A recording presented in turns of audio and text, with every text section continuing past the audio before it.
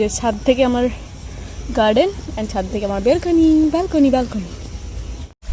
Hey guys, good morning and welcome back to my channel. স্নান তো আমি already করে নিয়েছি, স্নান করে আজকে পুজোও করে নিয়েছি আমি, যেহেতু নদী ক্লাস আছেই। আর এত বকছি কেন ফালতু?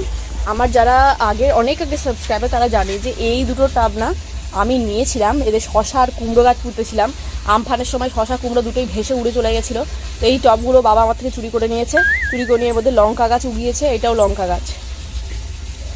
এইগুলো আমাদের এখানে 3 BHK বাংলো, প্রচুর হিউজ জায়গা সামনে। এটা শাহানাদের, এটা অমলবাবুর, ঠিক আছে। এই পরপর 3টে লাইনে বাড়িতে মানুষ থাকে, আর সামনের বাড়িগুলো দেখছেন 3 BHK, জঙ্গল হয়ে গেছে। এই দেখুন উলুবন অ্যান্ড কেউটে সাপের বাসা ওইগুলো।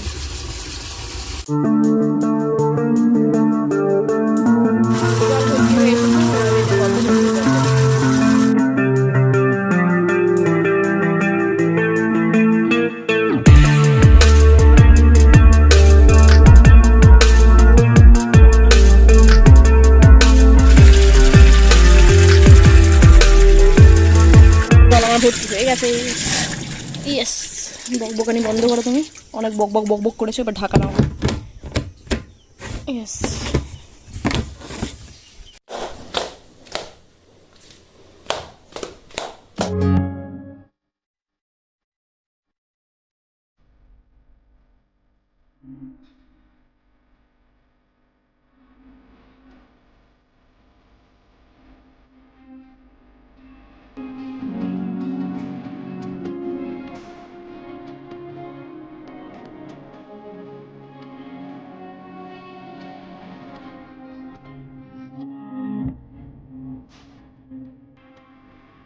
হ্যাঁ ঢুকেছে কিন্তু ওখানে।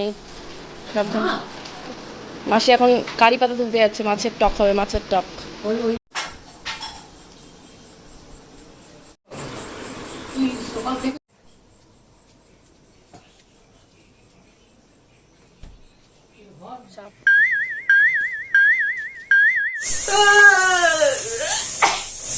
ব্লগের শুরুতেই হাঁচি, ব্লগটা আজকে বাড়িয়ে যাবে সারাদিনে, ভিউ হবে না বোধহয়।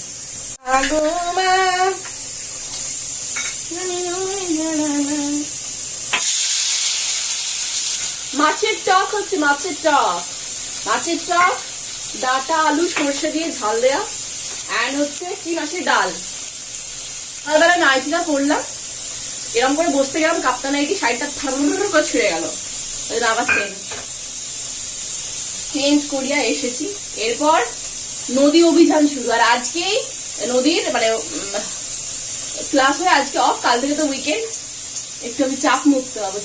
এই নদীর ক্লাসটার জন্য না বড্ড অসুবিধা হচ্ছে। তারপরে আবার যে টাইমিংটা চেঞ্জ করে দিয়েছে ওই জন্য না আরো অসুবিধা হচ্ছে।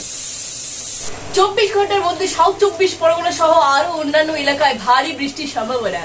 তাই চান করবেন না, একদম চান করবেন না, সোজা সাবান নিয়ে বাইরে চলে যান, বাইরে ভারী বৃষ্টির সঙ্গে নাচ।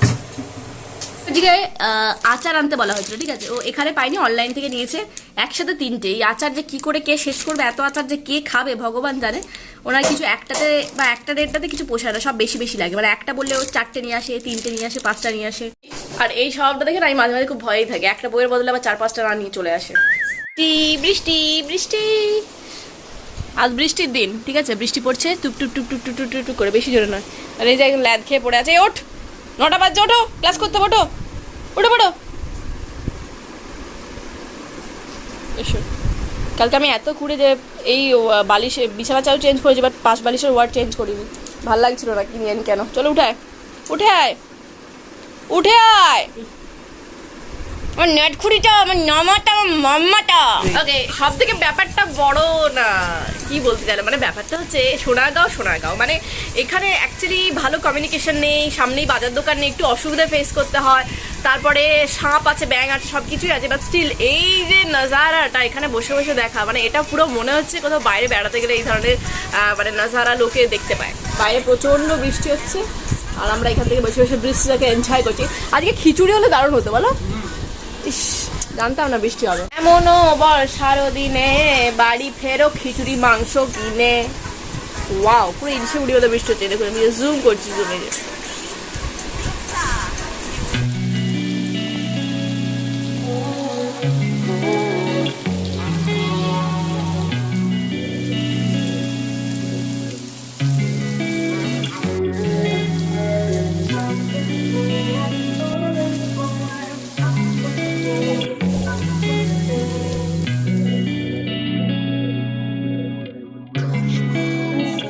এটা কিন্তু খিচুড়ি খাওয়ার আইডিয়াল সময়। বৌমা খিচুড়ি কেন বলছো? খেইড়ি বলতে পারো না? খেইড়ি। আমি আজ সবাইকে বলছিলাম যে যে তোমার সব কিছু একটা বললে 3-4টে করে আনা স্বভাব, তুমি একটার বদলে 2-3টে বউ নিয়ে থাকতে পারো তো, ভালো হবে না? না, ওই আনাগুলো এক্সট্রা কস্ট অ্যাড করবে। কে চলে গেল তুই করে সাইকেল নিয়ে? মামা খরগোশ দেখতে যাব। খরগোশটা তো এখানে তো খরগোশটা ছিল, কিন্তু ও তো হারিয়ে গেছে। আয়ানের বাড়ি যাব। ও, আয়নের বাড়িতে খরগোশ আছে? হ্যাঁ। তুমি আদৌ করেছিলে একদিন? হ্যাঁ, আমার কানে কেটেছিল। ওখানে কেটে গেছিল খরগোশটা? এইরকম টেনে দিচ্ছে আমার নখটাকে দিয়ে। নখটাকে দিয়ে এইরকম টেনে দিয়েছে? হ্যাঁ। ও বাবা, তা আমার খরগোশ দেখতে আমাকে জ্বালিয়ে মেরে দিচ্ছে কদিন ধরে। খরগোশ দেখবো খরগোশ, তো বাবাকে বলো একটা খরগোশ কিনে আনতে।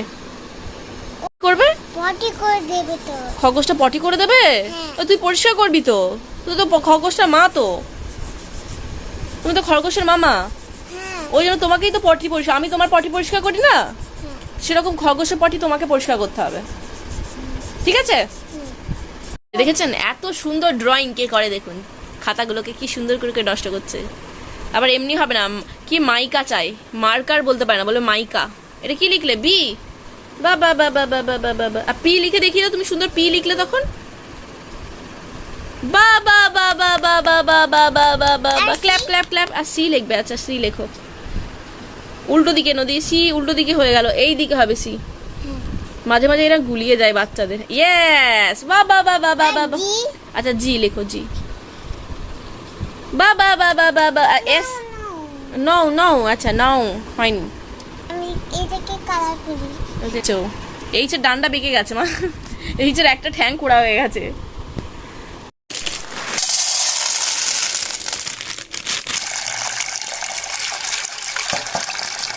আবার বাইরে বৃষ্টি হবে, পুরো কালো ঘন মেঘ, আর আমার মনটা করছে কিছু বানাতে হবে ভালো মন্দ। এই যে ওকে, তো আমি আজকে না একটু ঘুমিয়ে পড়েছিলাম। কমেডি আজকে আমি ব্লগ ছাড়িনি, একদিন স্কিপ করেছি, তো কালকে কমেডি ভিডিও ছাড়বো। তো কমেডি ভিডিওটা এডিটিং করতে করতে অনেক অনেক অনেক টাইম চলে গেল, সেই জন্য এখন দুপুরবেলায় বেশ ভালো টুকুস করে ঘুম দিয়ে দিলাম, 1 ঘন্টার মতো, ঠিক আছে? ওই 4:30টার সময় না, 1 ঘন্টা কোথায়, 1 ঘন্টা, 4:30টার সময় ঘুমিয়েছি, 5:30টায় উঠেছি। এখন বেজে গেছে প্রায় 6:10-15। এখন আমি নিচে যাচ্ছি, নিচে গিয়ে এখন সন্ধ্যে টন্ধে দেখায়, দুধ গরম করি, আর মানে রেগুলার যে কাজগুলো আছে ওগুলো ফিনিশ করে বাবা যাবে সন্ধ্যাবেলা কি বানানো যায়। Good evening everyone.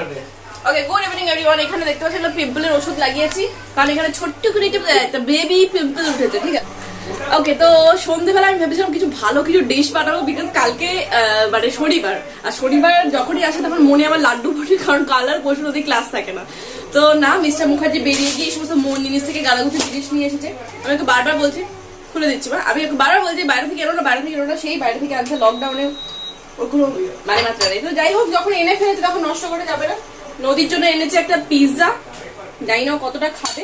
আমাদের জন্য এনেছে কি বলে ওটাকে, কি বলে যেন, এটা ফিশ রোল বোধহয়, ফিশ রোল আছে, পাফ আছে, এই কয়েকটা জিনিস আছে। আর আবার আমি দেখাতে বাধ্য হচ্ছি, জাস্ট আমার চুলের মানে গ্লোটা, শাইনটা, চুলের শাইনটা দেখো, মানে জাস্ট মনে হচ্ছে এইমাত্র পার্লার থেকে এলাম, মুক্তোর মতো খচখচ করছে আমার চুল। দেখে মনে হচ্ছে এখানে ব্লিচিং পাউডার লাগিয়েছি। না, আমি যেটা লাগাই সেটা হচ্ছে অ্যাকনেস্টার জেল, ঠিক আছে? বলে দিলাম, যাদের পিম্পল হয় 2-3 দিন অ্যাকনেস্টার জেল লাগাবেন, 2 দিনের মধ্যে পিম্পল কমে যাবে।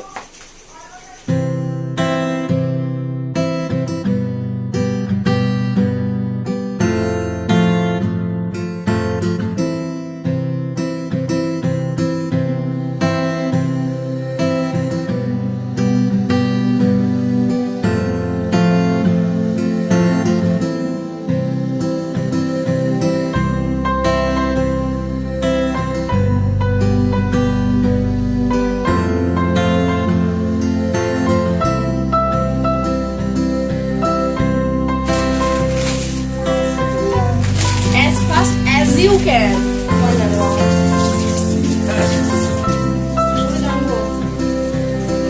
বাইরে টিপ টিপ করে বৃষ্টি পড়ছে, এই ধরনের খাবার কিন্তু বন্ধুদের সাথে খেতে বসে বেশি জমে, সিরিয়াসলি। চা, এই সমস্ত খাবার নিয়ে গল্প বসবে।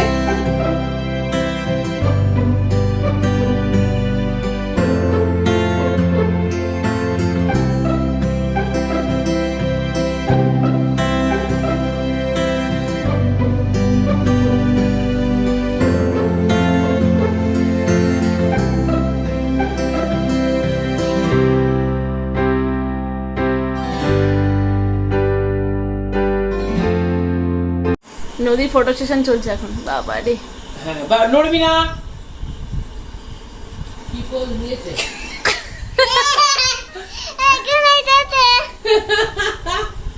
ওদিকে ফটোগুলো দেখাও তো। দাদা বাবা, ওয়াও, দেখছো?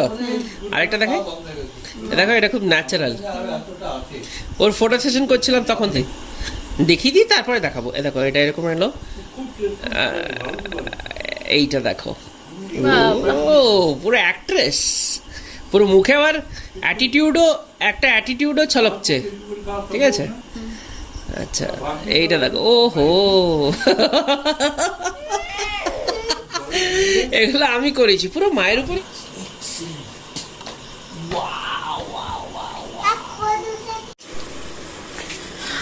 ওকে, কি ভগবান, এই ধরনের ব্যাকগ্রাউন্ড, আর নিজে ভাবছে যে ভীষণ বড় ইউটিউবার হবে। ব্যাকগ্রাউন্ড ঠিক করো, 1 মিনিট।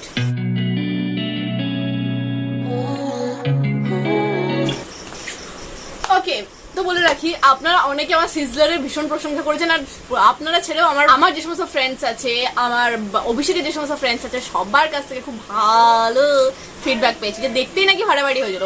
আর মিস্টার মুখার্জি তো খেয়ে বলেই দিয়েছে মারাত্মক। তো এটা সেরকমই, মানে আমি অনেক ইউটিউবও দেখি, প্রচুর ডিশ ফিশ কিরম ভাবে বানায়, এটা থেকে কিভাবে বানানো যেতে পারে, এরকম অনেক ইউটিউব আমি ভিডিওসও দেখি। তো তার মধ্যে একটা চ্যানেল আছে যার নাম হচ্ছে বি প্যাশনেট উইথ সোমা।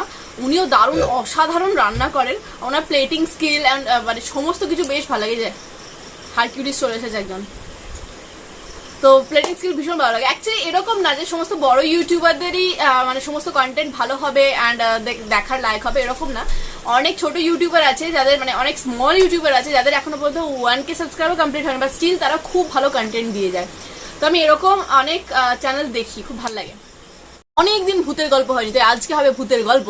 আর ভূতের গল্প বলে আর একটা কথা বলে রাখি, যে রোজ ভূতের গল্প বা রোজ দেওয়া সম্ভব নয়। সেই জন্য আমি ঠিক করেছি এভরি অল্টারনেট ডে একটা ভূতের গল্প, আর এভরি অল্টারনেট ডে একটা গান। মানে এই জামাটা পর জামাটা।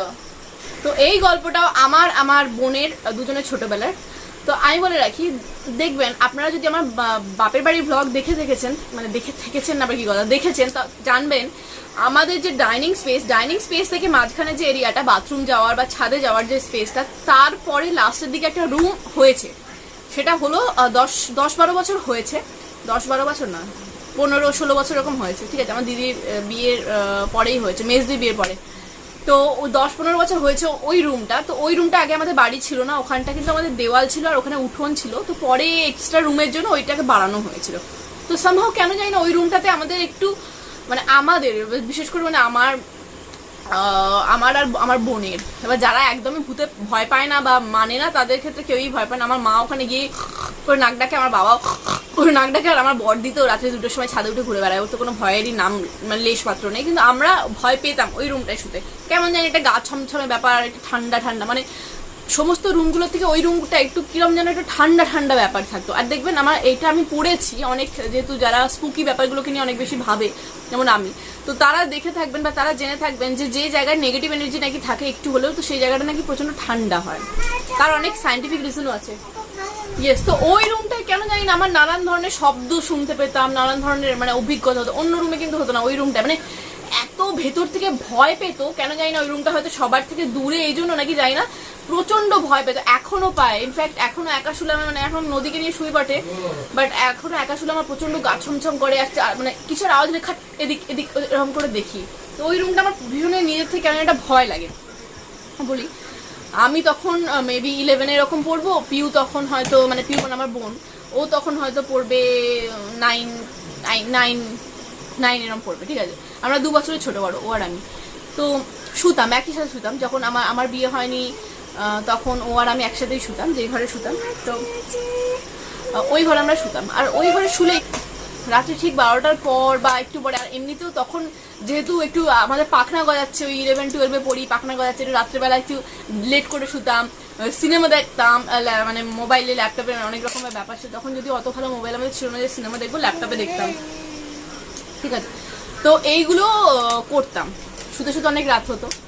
তো অনেকবার এরকম মানে ঠিক ঘুমোচ্ছি, চোখটা লেগে এসেছে, তখনই কিন্তু আমাদের উঠোন থেকে, যেখানে কিন্তু উঠোনটা আমাদের এরকম না যে খোলা, মানে বাইরের গেট পুরো লক করা থাকে এবং পাঁচিলের ওপরেও না এরকম প্রেক না কি বলে, যাই হোক, তো প্রেক এরকম ভাবে গোজা থাকে, মানে কেউ কোনো মানুষ কিন্তু ওই পাঁচিল মানে পেরিয়ে আসতে পারবে না, তার পায়ে লাগবে বা যা একটা হবে। তো ওই উঠোনে কন্টিনিউয়াস কিন্তু ছুম ছুম ছুম ছুম এরকম করে আওয়াজ হচ্ছে। এবার আমি ভাবছি যে পাশের বাড়িতে যারা থাকে তারা হয়তো আওয়াজ করছে, কিন্তু না, ভালো করে যখন শুনলাম তখন দেখলাম যে আমাদের উঠোন থেকেই আওয়াজ আসছে, মানে আমি যেখানটায় শুয়েছি ঠিক জানলার নিচ থেকে আওয়াজটা আসছে। তো ওটা আমার মানে আমি ভাবলাম যে আমি ঘুমের ঘরে শুনছি হয়তো, মেবি ভালো করে উঠে বসলাম এবং শুনতে শুরু করলাম। ভূতের মাঝে কমেডি আওয়াজটা হচ্ছিল, কিন্তু আমি উঠে বসে পিউকে বলছিলাম যে পিউ ওর তো দেখতে কোনো আওয়াজ আসছে নাকি। তো পিউ উঠে বসলো, তো আমরা দুজনেই শুনেছিলাম যে আমাদের গেটের থেকে, আমাদের যে মেন গেটটা, ওই গেটের থেকে আমাদের উঠোনের যে ধাপটা ছিল, মানে গাছের জায়গা থেকে বাঁধানো জায়গাটা, ওইখান থেকে কেউ একজন ছুম ছুম ছুম করে হেঁটে হেঁটে ওইদিকে যাচ্ছে, আবার ছুম ছুম করে হেঁটে হেঁটে ওইদিকে আসছে। অনেকক্ষণ ধরে আওয়াজটা হচ্ছিল এবং একটা টাইমে এত বেশি প্রমিনেন্ট শোনা যাচ্ছিল যে আমাদের প্রচন্ড ভয় পেয়ে গেছিলাম। তারপরে সোজা মা বড় ঘরে, মানে মা বড় রুম যেটা বলি, তো মা ওখানে শুয়েছিল, মায়ের কাছে আমরা গিয়ে দুজনেই শুয়ে পড়েছিলাম। তখনও বাবা চাকরি করতো, তখন বাবা চাকরি করতো, বাইরে থাকতো, ওই জন্য মা বড় ঘরে একা শুতো আর আমরা বড়দি মেসে দুজনেরই বিয়ে হয়ে গেছিলো, আমি আর পিউ নতুন ঘরে শুতাম, ঠাকুমার রুমে শুতো। তো এরকম একটা ঘটনা ঘটেছে, এরকম একবার না অনেকবার হয়েছে, শুধুমাত্র কিন্তু নতুন ঘরেও না, বড় ঘরেও হয়েছিল এরকম। একদিন রাত্রেবেলা আমি একা বড় ঘরে শুয়েছিলাম, মা বাবা টিভির ঘরে শুয়েছিল মেবি, তখন এটা অনেক পরে, মেবি আমি 2nd ইয়ার 3rd ইয়ারে পড়ি তখন ওটা হয়েছিল রাত্রিবেলা ঠিক ওই 12টার। জানেন আমাদের আজকালকার সব মেয়েরা রাত্রিবেলা অনেক রাত পর্যন্ত জেগে থাকা, সিনেমা দেখা, মানে মুভি দেখা, মোবাইল ঘাঁটা, এই সবগুলো যখন ছিল। আর তখন যেহেতু ক্লাস 2nd ইয়ার 3rd ইয়ার পড়ি, বেশ ভালো রকমই মোবাইল হাতে পেয়ে গেছি, পাখনা গজিয়ে গেছে, ভালো রকম উঠছি। ও সেই জন্য রাত্রেবেলা অনেক কিছু মানে এরকম শুনতে পেতাম প্রমিনেন্ট, যে বাড়ির নিচটাতেই কেউ ছুপ ছুপ জোরে জোরে মানে পায়ের মানে নুপুরের আওয়াজ করছে। আর যদিও মানে এই ধরনের কোনো সিচুয়েশন হয় না, বা পাশের বাড়ির যারা থাকে তারা নুপুর পরে ছুমছুম সারাদিনে আওয়াজ সেরকম কোনো শোনা যায় না। তো এই রাত্রিবেলা প্রপার ওই টাইমটাতেই কেন ওই আওয়াজটা হতো আমি 2-3 বার শুনেছি। জানি না কি, অনেকে বলে যে নুপুরের আওয়াজ নাকি কোনো ঠাকুর বা দেবীর সংকেত, অনেকে বলে না ভূত, অনেক ধরনের আছে, বা কেউ হয়তো এরকমও হয়েছিল যে বাইরে থেকে কেউ এসেছিল ওই টাইমটাতে, কোনো বদমাইশি করতে অনেক হয়তো, তো ওই টাইমটাতে কেউ এসেছিল সেই জন্য আওয়াজ করছিল, হবে অনেক রকমের কোইন্সিডেন্স। মানে একটু জাস্ট এই এক্সপিরিয়েন্সটা হলো, সেটা শেয়ার করলাম। কালকে ডেফিনেটলি কোনো ভালো রেসিপি থাকবে, maybe breakfast, lunch, dinner, what ever, কারণ কালকে শনিবার, আমার ছুটি নদীর ক্লাসের থেকে, ঠিক আছে। তো আজকে ব্লগটা এখানে শেষ করছি, দেখা হচ্ছে নেক্সট ব্লগে। টিল দেন টাটা, বাবা, love you, good night. Don't forget to like, share and subscribe my channel. And যদি ভুল না হয়ে থাকে, আমার কমেডি ভিডিও চলে এসেছে, প্লিজ গিয়ে চেক করেন, mix and match with Mou চ্যানেলে। Okay, bye bye, good night. Bye bye, good